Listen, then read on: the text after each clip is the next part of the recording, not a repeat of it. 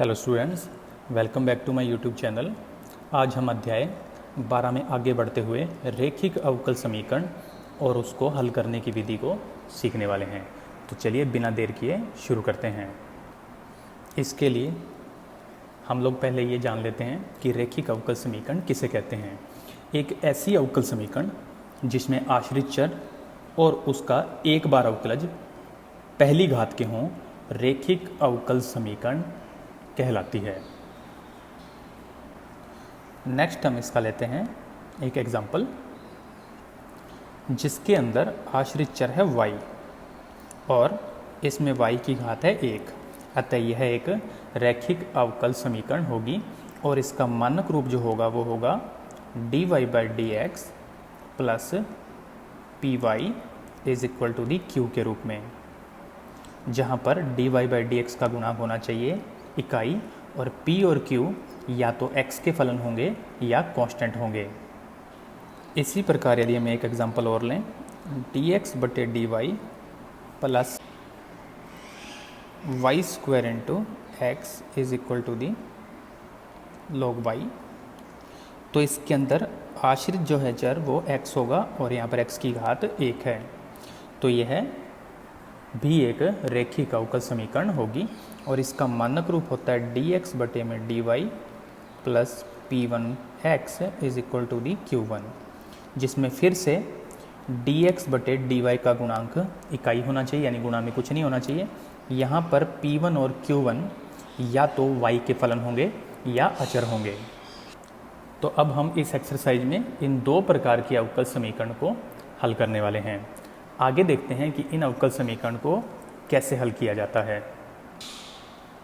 इसमें हमारे पास मुख्य रूप से दो अवकल समीकरण हैं, एक जिसमें y आश्रित चर है और एक जिसमें x आश्रित है। इसके अंदर हमारा फर्स्ट स्टेप होगा p और q और p1 q1 को ज्ञात करना।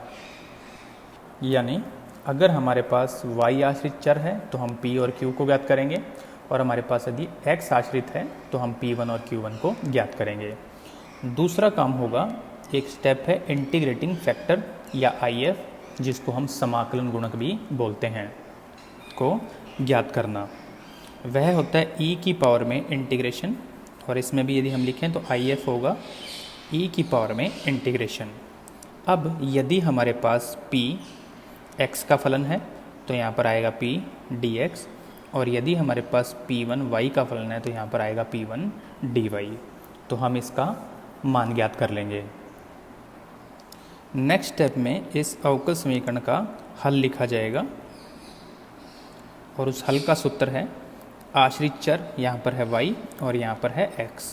तो आश्रित चर को लिखें, गुणा में लिख दें IF को, गुणा में लिख दें IF को, इक्वल इंटीग्रेशन, इसमें RHS में है Q और इसमें RHS में है Q1, तो यहाँ पर आएगा Q और यहाँ पर आएगा Q1 और इसके साथ आएगा IF, यहाँ पर भी आएगा IF। यहाँ पर अवकलन x के सापेक्ष था तो यहाँ पर आएगा dx, यहाँ पर अवकलन y के सापेक्ष था तो यहाँ पर आ जाएगा dy। तो इस प्रकार हम लोग रैखिक अवकल समीकरण का हल ज्ञात कर लेंगे। विशेषतः सिर्फ एक बात का आपने ध्यान रखना है कि पहले आपको दी गई अवकल समीकरण को इनमें से किसी एक मानक रूप में लेकर आना है, और उससे भी पहले ये आइडेंटिफाई करने की कोशिश करें कि इसमें आश्रित चर कौन सा होगा। और उसकी जो सबसे बड़ी पहचान है वो यही है कि यदि y आश्रित चर है तो y का केवल एक पद होगा और उसकी घात 1 होगी और उसका कोई फलन मौजूद नहीं होगा। और यदि x आश्रित है तो उसका केवल एक ही पद होगा जिसकी घात 1 होगी, उसका कोई अन्य फलन मौजूद नहीं होगा। यदि y आश्रित हो तो आप दी गई अवकल समीकरण को dy/dx की फॉर्म में लिखें, और यदि आपको लगे x आश्रित है तो दी गई अवकल समीकरण को dx/dy के रूप में लिखें। अब हम आगे चलते हुए एक्सरसाइज 12.8 को शुरू करते हैं, जिसका क्वेश्चन नंबर 1 है और इसको नाम देते हैं समीकरण नंबर 1। यहाँ पर हमारे पास इक्वेशन dy/dx की फॉर्म में लिखी हुई है और यहाँ पर y की घात 1 भी है। तो यह है अवकल समीकरण dy by d x plus p y is equal q के फॉर्म में है। तो हम लिखेंगे मानक रूप dy by d x plus p y is equal q. इससे हम लोग p और q का मान ज्ञात करेंगे। तो यदि आप ध्यान दें तो यहाँ पर y का गुणज है p और यहाँ पर y का गुणज है 2, तो यहाँ पर p का मान होगा 2। इसी प्रकार यहाँ पर q का मान बन जाएगा 4x, जिसको ओवरऑल नाम देते हैं समीकरण नंबर 3। इसके बाद हम ज्ञात करते हैं IF, जिसका सूत्र होता है e की पावर में इंटीग्रेशन। अब हमारे पास यहाँ पर है p का मान और साथ में आना चाहिए dx, इसकी वजह से। नेक्स्ट स्टेप बनेगा e की पावर में इंटीग्रेशन 2 गुणा में dx।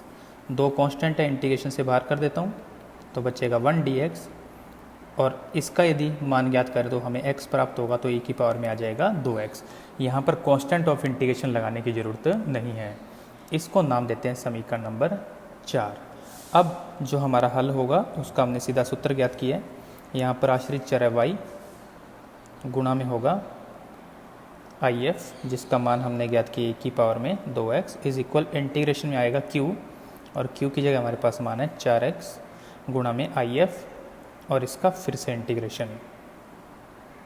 नेक्स्ट हम इस क्वेश्चन को सॉल्व करने के लिए 4 कांस्टेंट है, इसको बाहर कर देंगे और यहाँ पर खंडशः समाकलन विधि का उपयोग करेंगे, जिसमें ये फर्स्ट फंक्शन बनेगा और ये सेकेंड इलेट वाले मेथड से। तो हमारा नेक्स्ट स्टेप बनेगा y इंटू ई की पावर में 2x इज इक्वल 4 बाहर। फर्स्ट फंक्शन को छोड़ देते हैं, सेकंड का इंटीग्रेशन बनेगा e की पावर 2x बटे में 2, क्योंकि x के साथ गुणा में है 2, माइनस फिर से इंटीग्रेशन जिसमें फर्स्ट का अवकलन करते हैं, ये वाला पद फिर से आ जाता है बटे में 2। अभी तक इंटीग्रेशन नहीं खत्म हुआ है, तो जैसा चल रहा है उसको वैसे ही चल देते हैं। y गुणा ई की पावर 2x इज इक्वल, ये जो 4 है इसका अंदर मल्टीप्लाई कर दें तो हमारे पास आ जाएगा 2x गुणा में ई की पावर 2x, माइनस ये और ये आपस में कैंसिल होकर बना देंगे 2, और यहाँ पर बचेगा ई की पावर 2x, और सॉरी यहाँ पर मैं dx को भूल गया था, अब लगा देते हैं dx। नेक्स्ट स्टेप में y इंटू ई की पावर में 2x, यहाँ पर आएगा 2x इंटू ई की पावर 2x माइनस 2। इसका इंटीग्रेशन करेंगे तो फिर से हमें प्राप्त होगा ई की पावर 2x बटे में 2। सभी इंटीग्रेशन खत्म हो चुके हैं, इसलिए लगा देंगे plus constant of integration c। यहाँ पर हम 2 से 2 कैंसिल कर देते हैं। नेक्स्ट होगा y इंटू ई की पावर 2x। इसके उत्तर को आगे ज्ञात करने के लिए हम इसमें से कॉमन ले लेते हैं ई की पावर 2x, तो शेष बचेगा 2x माइनस 1 और plus constant of integration c। Next हम इस पद का उधर भाग कर देते हैं, तो हमारा अगला पद आएगा। यहाँ पर यदि भाग करेंगे तो बचेगा सिर्फ 2x माइनस 1, और यदि c में भाग देंगे तो e की पावर वाले पद को ऊपर लाके लिख दूंगा, तो ये बन जाएगा e की पावर माइनस 2x, और यही आपके क्वेश्चन का फाइनल आंसर होगा। नेक्स्ट क्वेश्चन में y की घात है 1, तो हमें इसको dy बाई dx की फॉर्म में ही लिखना है, लेकिन मानक रूप में लाने के लिए इसका गुणांक बन रहा है cos स्क्वायर x। तो सबसे पहले हम cos स्क्वायर x का भाग देते हैं, तो हमें प्राप्त होगा dy बाई dx। इस पद में cos स्क्वायर का भाग दूं तो बन जाएगा sec स्क्वायर x इंटू में y, और इसमें यदि cos स्क्वायर का भाग दें तो बन जाएगा tan x और इंटू में sec स्क्वायर x। अब यह मानक रूप में है, तो मानक रूप से हम लोग p और q के मान ज्ञात कर लेते हैं, जिससे p का मान हमें प्राप्त होगा sec स्क्वायर x,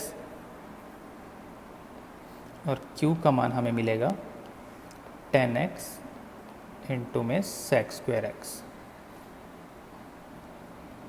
इसको नाम देते हैं समीकरण नंबर 2। अब ज्ञात कर लेते हैं इंटीग्रेटिंग फैक्टर यानी कि IF, जिसका सूत्र होता है e की पावर में इंटीग्रेशन p dx। तो e की पावर में इंटीग्रेशन में आ जाएगा sec स्क्वायर x, और sec स्क्वायर का इंटीग्रेशन बन जाता है tan x। इसको नाम देते हैं समीकरण नंबर 3। नेक्स्ट स्टेप में अवकल समीकरण का हल आश्रित चर into IF is equal integration में आएगा q, जो कि है 10x इंटू में सेक स्क्वायर एक्स इंटू में आएगा IF और इसका फिर से इंटीग्रेशन। अब ये वाली साइड तो ऑलरेडी सॉल्व ही है, इस वाली साइड को सॉल्व करने के लिए आप ध्यान देंगे तो इस पद का अवकलन सेक स्क्वायर एक्स हमारे पास मौजूद है। तो हम इस क्वेश्चन को आगे सॉल्व करने के लिए 10x को मान लेते हैं t, तो इसका अवकलन करने पर हमें प्राप्त होगा sec square d x is equal to the d t. इस आधार पर इसके स्थान पे तो आ जाएगा e की पावर t, ये पद चला जाएगा dt के साथ और एक बच गया फिर से tan, जिसके स्थान पर हम लिख देंगे t इंटीग्रेशन। इसको हम फिर से खंड से समाकलन की विधि से हल करने वाले हैं, तो इलेट के आधार पर ये फर्स्ट होगा और ये सेकंड फंक्शन। तो फर्स्ट को छोड़कर सेकंड का इंटीग्रेशन किया माइनस इंटीग्रेशन फर्स्ट का अवकलन, दूसरे का फिर से समाकलन और इसका एक बार और करेंगे समाकलन। नेक्स्ट स्टेप में ये t इंटू ई की पावर t माइनस इस पद का इंटीग्रेशन करूँ तो वापस मिलेगा e की power t plus constant of integration c, और ये है y इंटू ई की पावर में 10x। नेक्स्ट स्टेप में t का मान रखते हैं वापस, तो RHS बन जाएगी, इसमें से e की पावर t भी कॉमन आ सकता है, तो शेष बचेगा t माइनस 1 यानी कि 10x माइनस 1 इंटू ई की पावर में आ जाएगा 10x plus constant of integration c, और इसका फुल्ली आंसर मैच करने के लिए इसका भाग लगाएंगे। तो इस स्टेप में तो ये पद हो जाएगा कैंसिल, और इस पद में जब हम e की पावर का भाग लगाएंगे तो ये वाला पद अंश में वापस आके माइनस बन जाएगा। तो ओवरऑल इसका आंसर बन जाएगा भाग लगाने पर y is equal to the 10x minus 1 plus c into में e की पावर में माइनस 10x, और यही आपके क्वेश्चन का फाइनल आंसर होगा। नेक्स्ट क्वेश्चन में दी गई अवकल समीकरण के अंदर y की घात है 1 और यहाँ पर लिखा हुआ है dy बाई डी एक्स। तो यह है y आश्रित चर वाली एक रैखिक अवकल समीकरण है जिसमें dy बाई डी एक्स का गुणांक इकाई नहीं है, और इसके लिए हम इसके अंदर 1 प्लस एक्स स्क्वायर का भाग लगा देते हैं। तो हमारा अगला पद बनेगा dy by d x plus इस पद में भाग लगाएंगे तो लिख देते हैं 2x बटे में 1 प्लस एक्स स्क्वायर इंटू में y इज इक्वल है 4x स्क्वायर बटे में 1 प्लस एक्स स्क्वायर। जब हमने इस पद का भाग लगा दिया, इसको नाम देते हैं समीकरण नंबर 1। इसकी मानक रूप से यदि हम जांच करें तो dy by d x plus p y is equal q के रूप में है, और इस रूप से हम लोगों को p का मान मिलेगा। p का मान 2x बटे में 1 प्लस एक्स स्क्वायर और q का मान होगा 4x स्क्वायर बटे में 1 प्लस एक्स स्क्वायर, जिसको ओवरऑल नाम देते हैं समीकरण नंबर 2। इसके बाद ज्ञात करते हैं IF, जो कि है e की पावर में इंटीग्रेशन p dx। सूत्र में मान रखते हैं p में है 2x बटे में 1 प्लस एक्स स्क्वायर। इसका यदि मैं इंटीग्रेशन करूं तो ध्यान से देखिए, इस इंटीग्रेशन में नीचे का पूरा अवकलन ऊपर मौजूद है, तो बन जाएगा e की पावर में इंटीग्रेशन लॉग का मान, इंटीग्रेशन का मान log 1 plus x square. e की घात में यदि log हो तो e और log आपस में हो जाते हैं कैंसिल, तो शेष बचता है सिर्फ 1 प्लस एक्स स्क्वायर। ये आपका आ गया इंटीग्रेटिंग फैक्टर यानी कि IF। अब यदि मैं इस अवकल समीकरण का हल ज्ञात करूं तो आश्रित चर गुणा में IF इज इक्वल इंटीग्रेशन में Q और गुणा में IF, और इसका इंटीग्रेशन करते हैं x के सापेक्ष। इसको हल करें तो ये वाले पद कैंसिल हो जाएंगे, 4 कांस्टेंट है बाहर किया, एक्स स्क्वायर का अवकलन बन जाएगा एक्स क्यूब बटे में 3 plus constant of integration c। अब लेफ्ट हैंड साइड में है y into 1 plus x square, जिसमें इस पद का उधर भाग दें तो y का मान हमें मिलेगा 4x क्यूब बटे में 3 गुणा में 1 प्लस एक्स स्क्वायर और c बटे में 1 प्लस एक्स स्क्वायर, और यही आपके क्वेश्चन का फाइनल आंसर होगा। नेक्स्ट क्वेश्चन नंबर 4 एक अच्छा क्वेश्चन है जिसमें हमें dy बाई डी एक्स दिया गया है, लेकिन यहाँ पर y की अधिकतम घात इकाई नहीं है। यहाँ पर y की घात दे रखी है 3, इसका मतलब अब हम इसमें आश्रित चर y नहीं ले सकते। लेकिन यदि मैं यहाँ फोकस करूँ तो यहाँ पर x का एकमात्र फलन है जिसमें x की घात इकाई है, तो इसका रूप बदलने के लिए पहले हम लोग 2x minus 10y³ dy/dx is equal लिखते हैं -y। इस y को हम उठा के उधर ले गए। अब हम dy/dx को उधर शिफ्ट करेंगे और -y को इधर ले आएंगे, तो हमारे पास आ जाएगा 2x माइनस 10y³ बटे में -y इज इक्वल होगा dx बटे में dy। अब पहले हम लोग dx बटे dy को मेंशन कर देते हैं। इसके हम लोग 2 पार्ट कर देंगे। इसके यदि हम 2 पार्ट करें तो पहला पार्ट आएगा -2x बटे में y, और इस पार्ट से हमें प्राप्त होगा +10y²।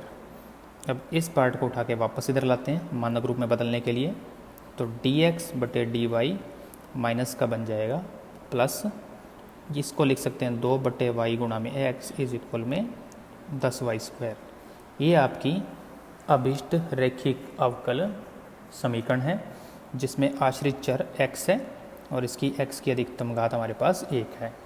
तो इसका वास्तव में जो मानक रूप है वो बनेगा dx बटे में dy plus p1 x is equal q1।